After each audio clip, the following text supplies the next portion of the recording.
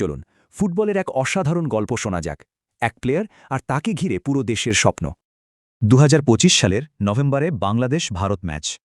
কোয়ালিফিকেশনের জন্য তেমন গুরুত্বপূর্ণ ছিল না, তবুও সব টিকিট সোল্ড আউট। ব্যাপারটা আসলেই অদ্ভুত, তাই না? আর এর পেছনের কারণ কিন্তু মাত্র একজন ব্যক্তি। তিনি হলেন হামজা চৌধুরী, ইংল্যান্ডের টপ লিগের একজন স্টার, যিনি এক অবিশ্বাস্য সিদ্ধান্ত নেন। অন্য অনেক দেশের হয়ে খেলার সুযোগ ছিল, কিন্তু তিনি বেছে নিলেন তার মাতৃভূমি বাংলাদেশকে।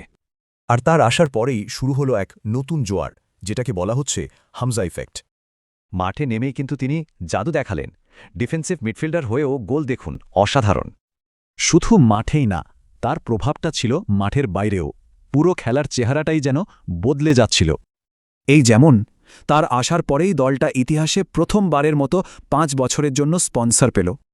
কিন্তু অ্যাপো আসার সাথে তো চাপও আসে, তাই না?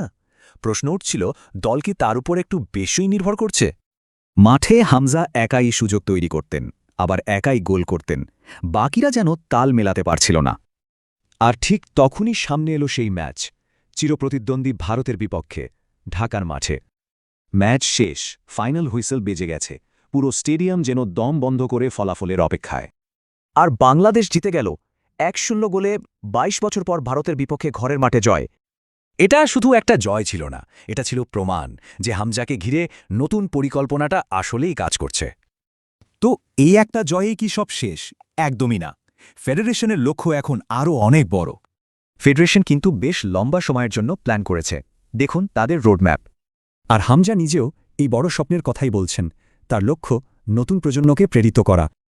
তাহলে কি একজন প্লেয়ারের সিদ্ধান্তই একটা দেশের ফুটবলকে বদলে দিতে পারে? এই প্রশ্নটাই এখন ঘুরছে সবার মনে।